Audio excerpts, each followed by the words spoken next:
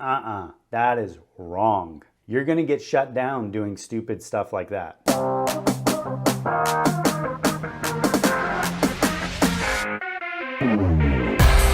Hey Sterile Processing Professionals, Brandon the Sterile Guy here. In today's video, I want to talk to you about reading an IFU, or Instructions for Use. This can be pretty tricky and confusing at times, and I'll tell you why. It's because the FDA does not have a standard format for IFUs. Thanks FDA, super appreciate it. This means as long as the manufacturer puts the minimum information in the IFU they need to, they can basically design it however they want. So if you've had trouble interpreting IFUs, you are definitely not alone. And don't even get me started on the ambiguous IFUs that don't give you detailed, direct information. Anytime I see an IFU with unclear information, I report it to the FDA no matter what. Are they doing anything about it? I don't know, but at least I did my part. But with IFUs, there's a few fields you should always be looking for. These include point of use cleaning, manual cleaning, automated cleaning, pH levels of enzymatics, the types of detergents you should be using, whether it should go in an ultrasonic or not, how to wrap or containerize the tray, or if you can do both, and the sterilization method, the cycle, and the parameters necessary to sterilize. And then the absolute last thing is whether it can be IUSS or not, and what are those requirements. Those areas are the basic areas you need. Everything else is basically fluff.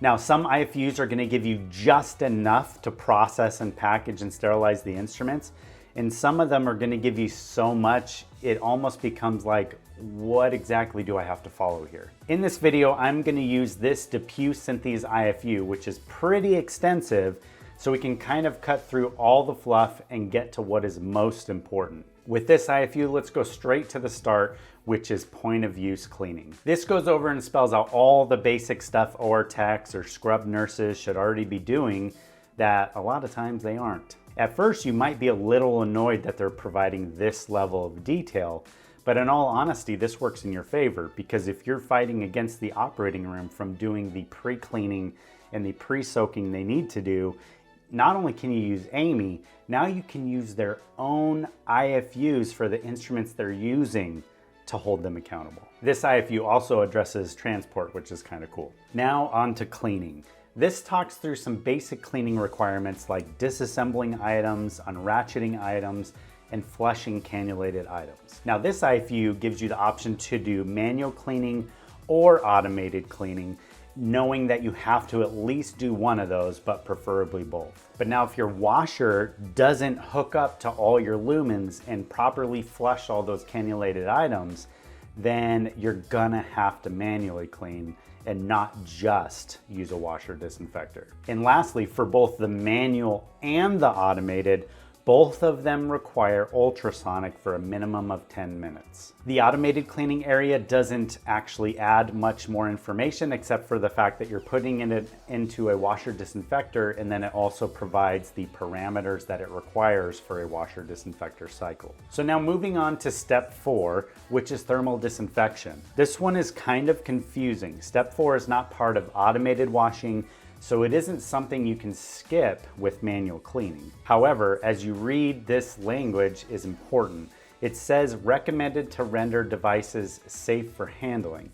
Now, to keep tech safe, thermal disinfection isn't an absolute must.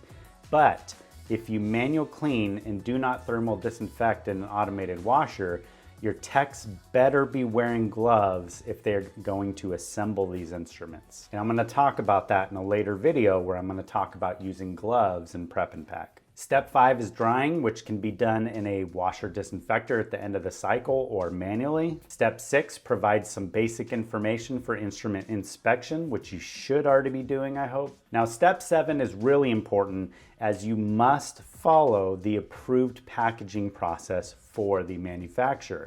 Some manufacturers validate their instruments with wrap and do not validate with containers, and will specifically say you have to use wrap. And vice versa. Some will validate with containers and not validate it for wrap. This IFU, however, is very good with providing some excellent flexibility. They state you can use whatever you want as long as it is an approved sterilization barrier. So basically all wrap and container manufacturers that are FDA approved are good to go. Now keep in mind the weight limits and those other parameters that are necessary for the containerizing or the packaging too. Now on to a very, very important step, which is number 8 on here, which is sterilization parameters. Usually IFUs will lay out the absolute minimums for time and temperature, which leaves you flexibility to run longer cycles so that you can mix trays and loads. So maybe one requires a minimum of 10 minutes of sterilization and maybe another requires 15.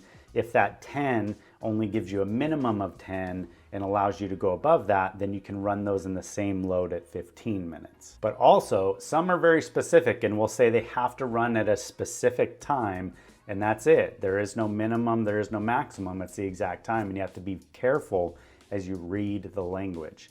And disclaimer here, if the language is not clear, like if it says 10-minute cycle time and it doesn't say max or minimum 10, this is an area where you can contact the company, verify whether that is a minimum or a maximum and what is the true maximum, and get it in writing.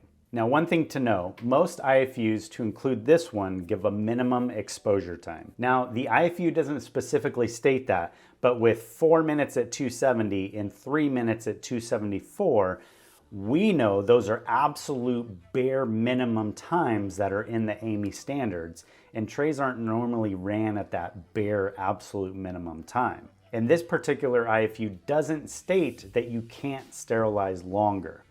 Now, you can choose to sterilize longer and take the risk. I haven't seen anyone get in trouble for this. Or you can do the absolute cover your ass thing, and you can contact the company and make sure that there is no maximum limit and get that in writing. The only thing this IFU says is that it can be used in an extended cycle for up to 18 minutes. Since it gives that time frame, that extended cycle time frame, because of that, I would not go over 18 minutes unless I ask the company. Since they have a range of basically, depending on temperature, 3 to 18 minutes, that's a pretty good range, and anything outside that is probably gonna need some written recommendations. And lastly, let's talk about one of the most important sections to me, which is IUSS. I feel like IUSS is really misunderstood, and there's a lot of problems around it with findings with Joint Commission. And I feel like all the damage that has been done with the one tray in their marketing has only further put us behind in catching up to the point where we can actually perform IUSS appropriately. This IFU specifically states that IUSS is only for single instruments. Now, it's not just this IFU that says that. That is actually a requirement. IUSS was never intended for an entire tray. It wasn't. It is for individual or very few instruments. And if your facility is still performing IUSS on an entire tray, that is wrong. You're gonna get shut down doing stupid stuff like that. And then this IFU also gives you some information on storage of the tray so that it can help you kind of guide your process for that. And that, my friends, is a typical rundown of a pretty standard IFU. Now, DePuy Synthes has kind of beefed up their IFUs where they've adopted a lot of basic information from a.m.e. to basically spell out everything to ensure that you're doing the right things. And I think this is kind of an industry practice where they're actually pushing the manufacturers to be recommending the right procedures as well, so that we can all finally get on the same page and perform our jobs to the best of our ability to reduce surgical site infections, to reduce complications, and to keep patients safe.